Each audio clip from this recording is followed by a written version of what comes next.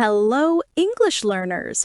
Welcome to AR Podcasts, English with Ollie and Rami, the show where learning English feels natural, simple, and fun. In today's episode, our two friends meet for the very first time. You'll hear how to introduce yourself politely, share about your life, and keep a conversation going. Hello there. You must be Romy, right? Yes. Hi, you're Ali? That's me. It's so nice to finally meet you in person. Same here. I've heard a lot about you. Everyone says you speak such good English. Thank you. But trust me, I still make mistakes sometimes. Really? That's hard to believe. It's true. Nobody's perfect in any language. But the secret is we learn from our mistakes instead of being scared of them. I like that. I always feel shy to speak because I'm afraid I'll say something wrong. That's completely normal, Romy. Every English learner feels that way in the beginning. But we're going to fix that together. Deal. So, should we start? Yes, since this is our first meeting, it's the perfect time to talk about introducing yourself in English. Good idea. That's something everyone needs, right? Whether it's meeting new friends, classmates, or coworkers. Exactly. So let's start the way we normally would. I'll introduce myself first, and then you can do the same. Okay, here we go. Hi, my name is Ali. I'm from London, and I work as an English communication coach. I love helping people speak English with confidence. In my free time, I enjoy reading books, going for long walks, and trying new foods. That was so smooth. I liked how simple and clear it was. Thank you. The secret is to keep it short and natural. You don't have to tell everything about your life, just a few key details. Your name, where you're from, what you do, and maybe a hobby or two. Got it. Okay, let me try. Hi, my name is Romy. I'm from Pakistan. I'm learning English because I want to speak it fluently and travel abroad one day. I love watching movies and listening to music in my free time. That was great, Romy. Very clear and confident. Really? I was a bit nervous. You don't need to be. Your pronunciation was good too. Only one small thing. You said, I'm learning English because I want to speak it fluently. That's perfect. But you could also say, I'm learning English to become fluent. It means the same thing, but it sounds a little smoother. I like that. I always feel shy to speak because I'm afraid I'll say something wrong. That's completely normal, Romy. Every English learner feels that way in the beginning, but we're going to fix that together. Oh, okay. I'm learning English to become fluent. Got it. Exactly. Small changes like that can make your English sound more natural.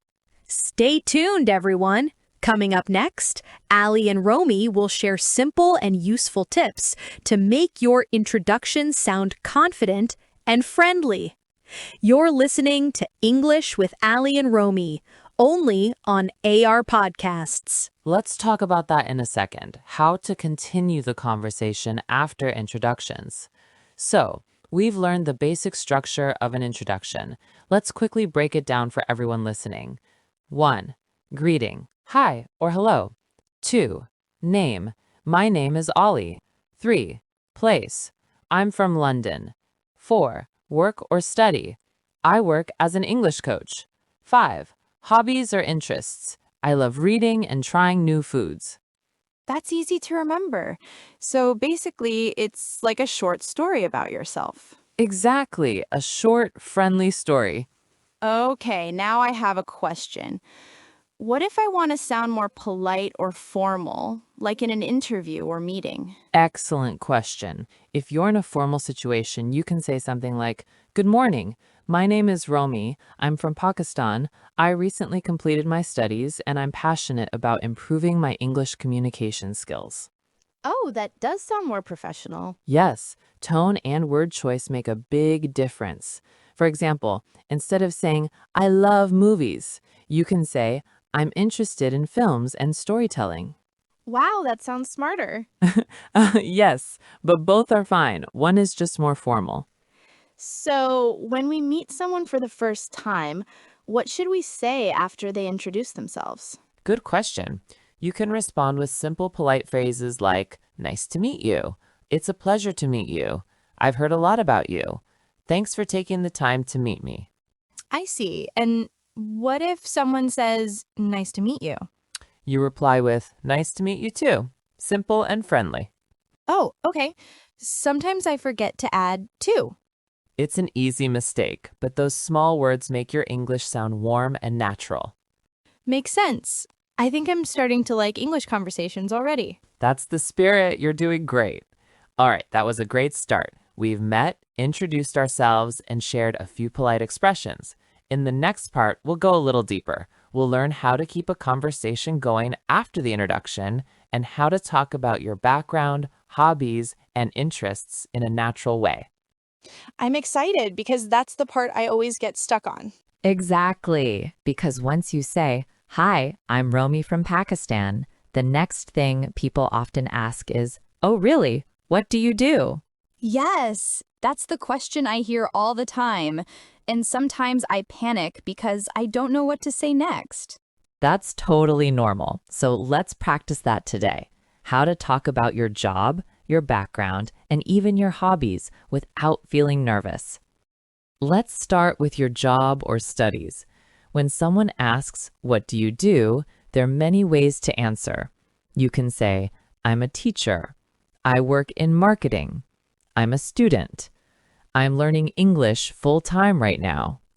Okay, so I could say I'm learning English these days? Yes, that's good, but let's make it even smoother. Try, "I'm currently learning English to improve my speaking skills." Oh, that sounds more complete. Exactly. The word currently makes it sound more natural and fluent. Got it. So I'm currently learning English to improve my speaking skills? Perfect. And if someone asks, why are you learning English? I can say, because I want to speak confidently and travel abroad one day. That's a great answer. You can also say, "I'm learning English for both personal and professional growth." That's a good one too. Personal and professional growth. Sounds smart. Yes, it's a very natural phrase. Now let's talk about your country or hometown. When someone asks, "Where are you from?" you can simply say, "I'm from Pakistan." But to make the conversation more interesting, add one or two short sentences. For example, "I'm from Pakistan. It's a beautiful country with rich culture and delicious food." Oh, that's nice. I usually just say I'm from Pakistan and stop there. That's fine, but adding a few words helps the conversation continue. For example, if you ask me, I'd say, "I'm from London. It's a busy city, but I love the mix of cultures and all the coffee shops." I like that. So basically, add something personal after you tell where you're from. Exactly. It shows confidence and personality. So I can say, I'm from Pakistan. I live in Peshawar and it's famous for its amazing food and friendly people. Perfect, Romy. That's exactly how to do it. Now comes my favorite part, talking about hobbies. When someone asks, "What do you like to do in your free time?" you can say things like, "I enjoy watching movies." "I like listening to music." "I love reading books." "I'm interested in learning new languages." Okay, so I can say I enjoy listening to music and watching English movies. Yes, that's good. And you can make it more natural by adding details. For example, "I enjoy listening to soft music when I'm relaxing at home." "I love watching English movies because they help me improve my vocabulary." Oh, I like that. So adding why I like something makes my answer sound more interesting. Exactly. And it gives the other person something to talk about too. Right, because if I say I love watching English movies, the other person might ask, oh really? Which ones? Perfect. That's how real conversations flow. One sentence leads to another. Let's take a short vocabulary break. Here are some useful verbs to talk about hobbies. Verb, example sentence. Enjoy. I enjoy reading novels. Love, I love cooking new recipes. Like, I like painting landscapes. Prefer, I prefer tea to coffee. Spend time, I spend time gardening on weekends. Interested in, I'm interested in photography.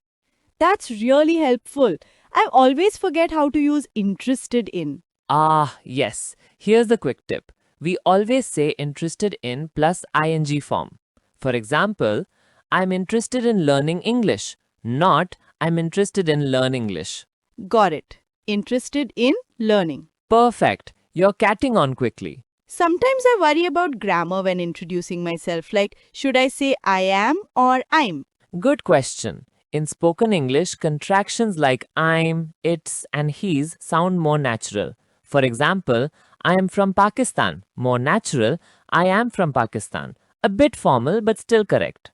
So I can use I'm in normal conversation. Exactly. Save the full I am for formal writing or when you want to sound very polite. Okay. And what about tenses? Should I use present simple or continuous? Great question again. When introducing yourself, use present simple for facts, I live in Peshawar. Present continuous for current activities, I'm learning English. That makes sense. So I live in Peshawar. That's a fact. And I'm learning English. That's happening now. Exactly. You're getting it. Okay, Romy, let's do a mini practice. I'll ask you some questions like we just met. All right. I'm ready. Hi, what's your name? Hi. My name is Romy. Nice to meet you, Romy. Where are you from? I'm from Pakistan. I live in Peshawar. It's a beautiful city with friendly people. That sounds lovely. What do you do? I'm currently learning English to improve my speaking skills. That's great. What do you like to do in your free time? I enjoy watching movies and listening to music, especially English songs. Perfect. That sounded natural and confident. Yay, I'm improving already! You really are. So today we learned how to talk about our job, country, and hobbies in English using simple sentences, contractions, and interesting details. Yes, and you learned how to add more information so your answers don't sound too short. Exactly. In the next part, we'll learn how to ask questions politely, like when you want to know more about the person you're talking to. Ooh, that's going to be fun. I always forget what to ask next. We'll fix that next time. So that's all for today's podcast. You can watch the rest of the conversation in our next episode. Please like and subscribe to AR Podcasts to get notifications of our latest videos. Bye for now, and thanks for watching.